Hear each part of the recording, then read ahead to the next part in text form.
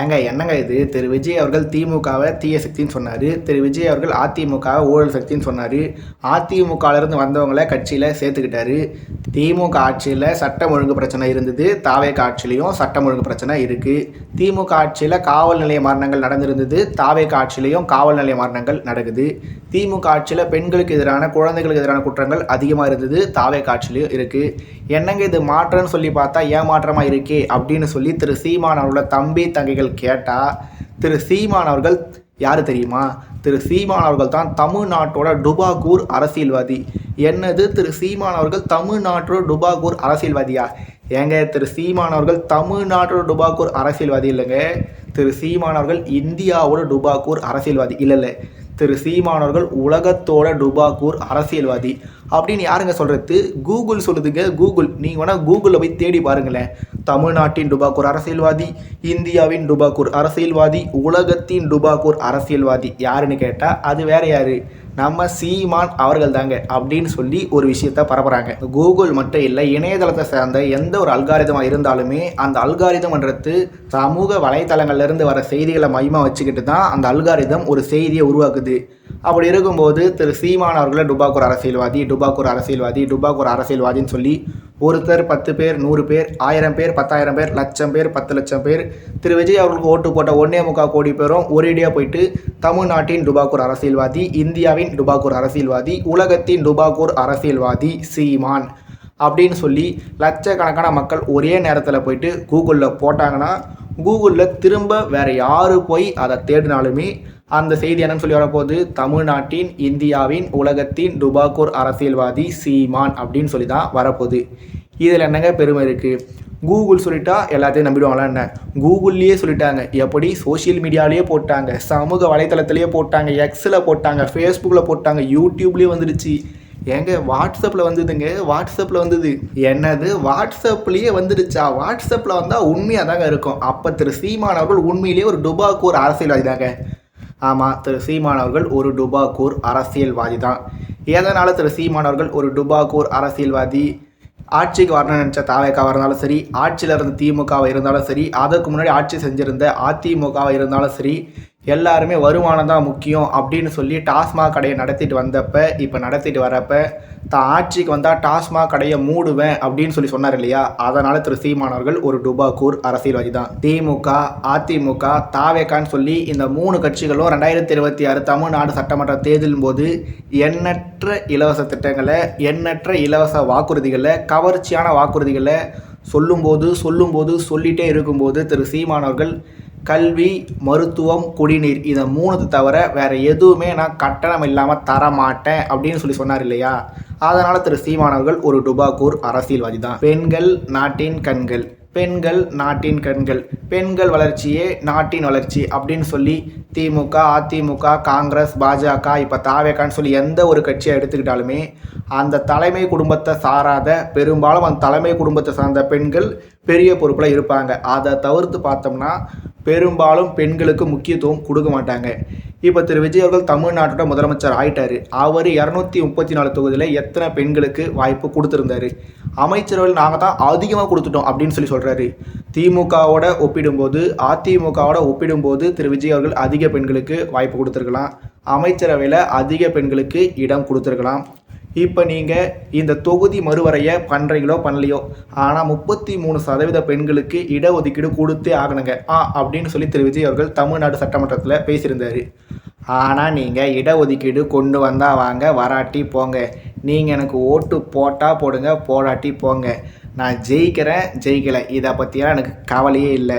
நான் 40 தொகுதியாக இருந்தாலும் சரி, 234 தொகுதியாக இருந்தாலும் சரி, ஆணுக்கு பெண் சமம் இல்லை, ஆணும் பெண்ணும் சமம் அப்படின்னு சொல்லி நான் தொடர்ச்சியாக பெண்களுக்கு 50% வாய்ப்பு கொடுத்துட்டே இருப்பேன் அப்படின்னு சொல்லி திரு சீமான் அவர்கள் பண்ணார் இல்லையா?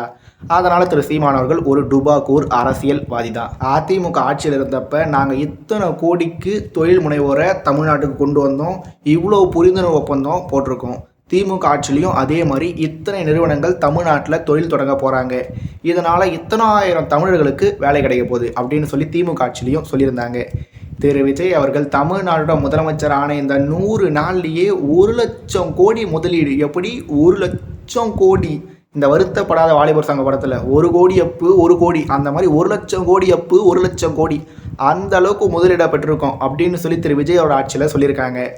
ஆனால் நான் ஆட்சிக்கு வந்தேன்னா இந்த மாதிரி வெளிநாட்டிலேருந்து முதலீடுகளை கொண்டு வர மாட்டேன்.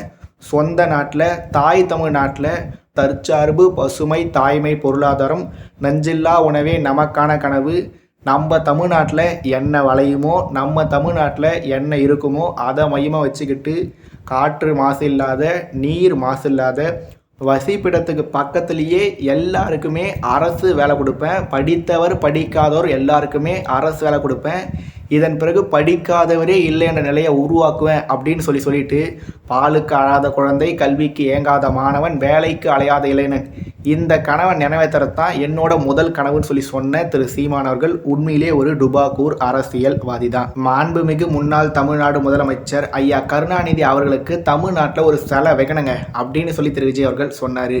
மாண்புமிகு முன்னாள் தமிழ்நாடு முதலமைச்சர் செல்வி ஜெயலலிதா அவர்கள் முன்னாடி கையை கட்டிக்கிட்டு திரு விஜய் அவர்கள் காணொலி வெளியிட்டிருந்தார். அவர் நல்ல அரசியல்வாதி. அதுவே திரு சீமான் அவர்கள் வீரப்பன் கொள்ளக்காரனா ஜெயலலிதாவுக்கும் கருணாநிதிக்கும் என்ன பேர்னு சொல்லி கேட்டார்.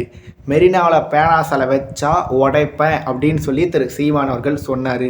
மெரினா கடற்கரையில் இருக்கிறது திராவிட சுடுகாடுன்னு சொன்ன திரு சீமான் அவர்கள் உண்மையிலே ஒரு டுபாக்கூர் அரசியல்வாதி தான். திராவிடமும் தமிழ் தேசியம் எங்களோட 2 கண்ணுங்க அப்படின்னு சொல்லி திரு விஜய் அவர்கள் சொன்னார். ஈழத்தில் நடந்ததுக்கு நாங்கள் கண்டிப்பாக தீர்வு வாங்கி தருவோங்க அப்படின்னு சொன்ன திரு விஜய் அவர்கள் காங்கிரஸோட கூட்டணி வச்சுட்டாரு. அதிமுகவில் இருக்க சட்டமன்ற உறுப்பினர்கள் எல்லாருமே தங்களோட சட்டமன்ற உறுப்பினர் பதவியை ராஜினாமா பண்ணிட்டு வந்து தாவேக்கால சேர்றாங்க. இந்த மாதிரி என்ன குதிரை பேரத்தில் ஈடுபட்டாலுமே திரு விஜய் அவர்கள் ஒரு நல்ல அரசியல்வாதி. அதுவே திரு சீமான் அவர்கள் 2010 கட்சி தொடங்கினப்ப திராவிட கட்சிகளோடு, தேசிய கட்சிகளோடு கூட்டணி கிடையாது அப்படின்னு சொல்லிட்டு 2010 சொன்னதை 2026 வரைக்கும்னு சொல்லி 16 வருஷமாக தொடர்ச்சியாக கடைபிடிச்சிட்டு வராரு. அதனால் திரு சீமான் அவர்கள் ஒரு டுபாக்கூர் அரசியல்வாதி தான். மாண்புமிகு தமிழ்நாடு முதலமைச்சர் திரு ச. ஜோசப் விஜய் அவர்கள் வெறுமனே தமிழக வெற்றி கழகத்தோட தலைவராக இருக்கும்போது விக்கிரவாண்டியில் ஒரு மாநாடு, மதுரையில் ஒரு மாநாடுன்னு சொல்லி போட்டார். மாநாடுனா எப்படி இருக்கக்கூடாது அப்படின்றதுக்கு உதாரணமாக திரு விஜய் அவர்கள் ஒரு சில மாநாடுகளை போட்டிருந்தார். விடுதலை சிறுத்தைகள் கட்சியின் சார்பாக சமீபத்தில் ஒரு மாநாடு நடந்திருந்தது. அந்த மாநாடும் ஒரு மாநாடு எப்படி நடக்கக்கூடாது அப்படின்றதுக்கு ஒரு எடுத்துக்காட்டு. இதே மாதிரி தான் அதிமுக சார்பாக மாநாடு நடத்துனாங்கன்னா அங்கே பார்த்தீங்கன்னா உணவு வீணாக்கப்படும், மக்கள் உள்ளே கூட்டிகிட்டு வரதுக்கு பணம் கொடுக்கப்படும், மதுபானம் விநியோகிக்கப்படும். அதே மாதிரி தான் திமுக மாநாடு போட்டாலுமே வாழைத்தார் இருக்காது, பனங்குலை இருக்காது. போகிற போக்கில் தரையில் போட்ட தரை விரிப்புகளை கூட தாவேக்காவை சேர்ந்தவங்க, திமுகவை சேர்ந்தவங்கன்னு சொல்லி எல்லா கட்சிக்காரங்களுமே மாநாட்டுக்கு வந்தால் அந்த மாநாட்டில் எப்படி நடக்கக்கூடாதோ அந்த மாதிரிலாம் நடந்துப்பாங்க. அப்படி இருந்தாலும் மேலே சொன்ன எல்லா தலைவர்களுமே தலை சிறந்த தலைவர்கள். ஆனால் திரு சீமான் அவர்கள் கூட்டம் போட்டாலும், பொதுக்கூட்டம் போட்டாலும், அது எந்த மாதிரியான பொதுக்கூட்டமாக இருந்தாலுமே சரி, திருச்சியில் நடந்த மாற்றத்தை விரும்பும் மக்களின் மாநாடு வரைக்கும் சரி, 100 பேர் இருக்க கூட்டமாக இருந்தாலும் சரி, லட்ச மக்கள் கூடுற கூட்டமாக இருந்தாலும் சரி, ஒரு பொதுக்கூட்டம்னா எப்படி நடக்கணும், ஒரு மாநாடுனா எப்படி நடக்கணும் அப்படின்றதுக்கு எடுத்துக்காட்டாக இருக்க திரு சீமான் அவர்கள் உண்மையிலே ஒரு டுபாக்கூர் அரசியல்வாதி தான். சூப்பர் ஸ்டார் ரஜினிகாந்த் அவர்களோட படையப்பா படத்தில் ஒரு காட்சி வரும். அது என்ன காட்சினா, மணிவண்ணன் அவர்கள் சிவாஜி அவர்களோட புகைப்படத்தை தூக்கி ஓரமாக போட்டுட்டு இருப்பார். ஆனால் தேவை வந்த உடனே சிவாஜி அவரோட புகைப்படத்தை எடுத்து மாட்ட சொல்லுவார். அதே மாதிரியே தமிழ்நாட்டு அரசியலில் பல அரசியல் கட்சி தலைவர்கள் மேதகு அவர்களை பற்றி பேசுவாங்க. அவங்களுக்கு தேவை வரும்போது மட்டும் பேசுவாங்க. திரு விஜய் அவர்கள் முதல் கொண்டு எல்லாருமே தேவை வரும்போது பேசியிருக்காங்க. அவங்க எல்லாருமே தலை சிறந்த அரசியல்வாதிகள். ஆனால் நான் தலைவன் இல்லை, என் தலைவன்னா அது மேதகு அவர்கள் மட்டும்தான். தமிழ்தாய் வாழ்க, தலைவர் மேதகு வாழ்க, இலக்கு ஒன்றுதான் இனத்தின் விடுதலை, இனம் ஒன்றாவோம், இலக்கை வென்றாவோம்னு சொல்லி தன்னோட ஒரு கூட்டத்திலையும் மேதகு அவர்களை முன்னிறுத்துவார் திரு சீமான் அவர்கள். திரு சீமான் அவர்கள் மேதகு அவர்களை பார்க்கவே இல்லைங்க. அவர் பொய் சொல்கிறாருங்க. அவர் காட்டுற புகைப்படம் பொய், அவர் காட்டுற காணொலி பொய் அப்படின்னு சொல்லி என்னதான் எண்ணற்ற விமர்சனங்களையும் எண்ணற்ற அவதூறுகளையும் பரப்பினாலுமே, நான் என்னோட பழைய காணொலிகளில் சொல்லியிருந்த மாதிரி திரு சீமான் அவர்கள் அப்படின்னு சொல்லி ஒரு நபர் இல்லைன்னா மேதகு அப்படின்ற ஒரு நபர் என் போன்ற பல நபர்களுக்கு தெரிஞ்சிருக்கவே மாட்டார். அப்படி மேதகு அவர்களை தமிழ்நாட்டோட மூளை முடுக்கு வரைக்கும் திரு சீமான் அவர்கள் கொண்டு போய் சேர்த்துட்டாரான்னு சொல்லி எனக்கு தெரியல. ஆனால் தமிழ்நாட்டில் இப்போ பல பேருக்கு மேதகு அவர்கள் அப்படின்னு சொல்லி ஒருத்தர் இருந்தார் அப்படின்னு சொல்லி தெரிகிறாருன்னா அதுக்கு முதல் முக்கிய காரணம் திரு சீமான் அவர்கள். அப்படி மேதகு அவர்களை தமிழ்நாட்டில் இருக்க பல இளைஞர்கள்கிட்டையும் பல இளைஞர்களோட அம்மா அப்பா கிட்டையும் கொண்டு போய் சேர்த்த திரு சீமான் அவர்கள் உண்மையிலேயே ஒரு டுபாக்கூர் அரசியல்வாதி தான். அதிமுக ஆட்சியில் இருக்கும்போது மாணவர், மீனவர், செவிலியர் அப்படின்னு சொல்லி பல துறைகளை சேர்ந்தவங்க போராடுவாங்க. அதே மாதிரி திமுக ஆட்சியிலையுமே மாணவர்கள், மீனவர்கள், மருத்துவர்கள், செவிலியர்கள், தூய்மை பணியாளர்கள்னு சொல்லி பல பேர் போராடினாங்க. இப்போ தாவேக ஆட்சிக்கு வந்த பிறகும் இப்போவும் பல போராட்டங்கள் நடக்க தொடங்கியிருக்கு. ஆனால் இந்த மாதிரி எந்த ஒரு போராட்டம் இருந்தாலுமே அந்த போராட்டம் சரியான போராட்டமாக இருந்தால் அந்த போராட்டத்தில் திரு சீமான் அவர்களும் திரு சீமான் அவரோட தம்பி தங்கைகளும் இறுதி வரை போய் கலந்துப்பாங்க. அந்த போராட்டத்தில் தங்களோட பங்களிப்பை செலுத்துவாங்க. அந்த போராட்டம் வெற்றி பெறத்துக்கு என்னென்னலாம் பண்ண முடியுமோ அது எல்லாத்தையுமே பண்ணுவாங்க. இப்படி திரு சீமான் அவர்கள் மண்ணுக்காகவும் மக்களுக்காகவும் தரையில் இறங்கி போராடுறார் இல்லையா, அவர் உண்மையிலேயே ஒரு டுபாக்கூர் அரசியல்வாதி தான். நடிகை யாருன்னு தெரியல, நல்ல தலைவன் யாருன்னு தெரியாமல் ஓட்டு போட்ட தற்குறி கூட்டமே அப்படின்னு சொல்லி திரு சீமான் அவர்கள் பேசினவொடனே திரு சீமான் அவர்களே சிவகார்த்திகேயன் அவரோட சேர்ந்து சேவன் படத்தில் நடிக்க போகிறாராமா. திரு சீமான் அவர்கள் ஒரு கைதியின் டைரி அப்படின்னு சொல்லி ஒரு படத்தில் நடிக்க போகிறாராமா. அவர் என்னங்க சொன்னார், தேர்தல் முடிஞ்ச உடனே எங்கள் தளபதி விஜய் அவர்கள் நடிக்க போயிடுவார்னு சொல்லி திரு சீமான் அவர்கள் சொல்லியிருந்தாருங்க. ஆனால் தேர்தல் முடிஞ்ச உடனே எங்கள் தளபதி சட்டமன்றத்துக்கு போயிட்டார். ஆனால் திரு சீமான் அவர்கள் தொடர்ச்சியாக நடிக்க போயிட்டார். இதில் இருந்தே தெரியலையாங்க, திரு சீமான் அவர்கள் முன்னுக்கு பின் முரணாக பேசிகிட்டே தாங்க இருப்பார். சொல்கிறது ஒன்று, செய்கிறது ஒன்று அப்படின்னு சொல்லி திரு சீமான் அவர்களுக்கு எதிராக எண்ணற்ற விமர்சனங்களையும் எண்ணற்ற அவதூறுகளையும் எப்பவும் போல முன்வைக்கிறாங்க. இங்கே என்னன்னா, திரு சீமான் அவர்கள் நடிகர்கள் அரசியலுக்கு வரக்கூடாதுன்னு சொல்லி எங்கேயுமே சொல்லலை. நடிகனாக இருக்கிறது மட்டுமே ஒரு தகுதின்னு சொல்லி வச்சுக்கிட்டு அரசியலுக்கு வரக்கூடாது அப்படின்னு சொல்லி தான் திரு சீமான் அவர்கள் சொல்லியிருந்தார்.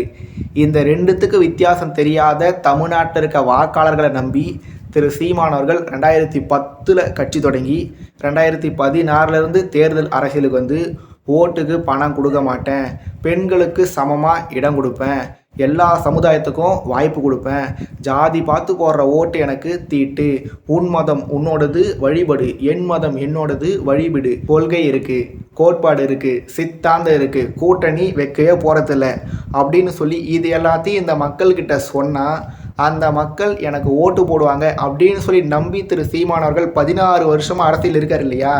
இதுலேருந்தே தெரியலையா, திரு சீமான் அவர்கள் உண்மையிலேயே தமிழ்நாட்டு மக்களை நம்புறாரு இல்லையா. தமிழ்நாட்டு மக்களை நம்புற திரு சீமான் அவர்கள் உண்மையிலே ஒரு டுபாக்கூர் அரசியல்வாதி தான். 8.2 இருந்த வாக்கு சதவீதம் 4% குறைஞ்சிருச்சு. 35 லட்சத்துக்கு அதிகமாக இருந்த வாக்காளர்களோட எண்ணிக்கை 19 லட்சமாக குறைஞ்சிருச்சு. சொந்த தொகுதியிலேயே கட்டுத்தொகையை பெற முடியல இப்படின்னு சொல்லி இவ்வளோ விஷயம் நடந்த பிறகும் இடைத்தேர்தலுக்காக வெறியோடு காத்துட்ருக்கேன், வீழ்வதல்ல தோல்வி, வீழ்ந்தே கிடப்பது தான் தோல்வி, 2026 இழந்ததை 2029 சரி பண்ணுவேன், 2031 கண்டிப்பாகவே தமிழ்நாட்டில் ஒரு தமிழ் தேசிய ஆட்சி உருவாகும் அப்படின்னு சொல்லி திரு சீமான் அவர்கள் இன்னமும் நம்பிட்டு இருக்கார் இல்லையா. உண்மையிலே திரு சீமான் அவர்கள் ஒரு டுபாக்கூர் அரசியல்வாதி தான் அப்படின்னு சொல்லி திரு சீமான் அவர்கள் எதனால் ஒரு டுபாக்கூர் அரசியல்வாதி, திரு சீமான் அவர்கள் எதனால் ஒரு டுபாக்கூர் அரசியல்வாதின்னு சொல்லி இன்னமும் எண்ணற்ற உதாரணங்களை சொல்லிக்கிட்டே இருக்கலாம். ஆனால் நாம் என்ன சொன்னாலுமே திரு சீமான் அவர்களுக்கு எதிரான விமர்சனங்கள், திரு சீமான் அவர்களுக்கு எதிரான அவதூறுகளை கணக்கே இல்லாமல் வெட்டி ஒட்டி பரப்ப தான் போகிறாங்க. அதை நம்பியும் திரு சீமான் அவர்கள் மேலே பல தமிழ்நாட்டு மக்கள் வெறுப்படைய தான் போகிறாங்க. வீதிகளில் கிடைக்கிற உணவை சாப்பிட்டுட்டு தேர்தல் பரப்புரை வாகனத்திலேயே படுத்து தூங்கின மாதிரியான ஒரு எளிய முதலமைச்சர், எங்கள் தளபதி மாதிரி ஒரு எளிய முதலமைச்சரை உங்களால் பார்க்க முடியுமா அப்படின்னு சொல்லி ஒரு அமைச்சர் கேட்டால் அந்த அமைச்சர் பேசுனதை அப்படியே வெட்டி சமூக வலைதளங்களில் பெருமையோடு பரப்புகிற தமிழ்நாட்டு மக்கள், தமிழ்நாட்டு வாக்காளர்கள் இருக்கிற வரைக்கும் திரு சீமான் அவர்கள் கடைசி வரைக்கும் டுபாக்கூர் அரசியல்வாதியாகவே இருக்க வேண்டியது தான். ஏன்னா நேர்மையான முறையில் அரசியல் செஞ்சு மக்களுக்காகவும் மண்ணுக்காகவும் போராடி திரு சீமான் அவர்கள் ஒரு டுபாக்கூர் அரசியல்வாதியாக, திரு சீமான் அவர்கள் ஒரு பூஜ்ய அரசியல்வாதியாக இருக்கிறதுல திரு சீமான் அவர்களுக்கும் பெருமை தான், திரு சீமான் அவர்களோட தம்பி தங்கைகளுக்கும் கண்டிப்பாகவே பெருமை தான்.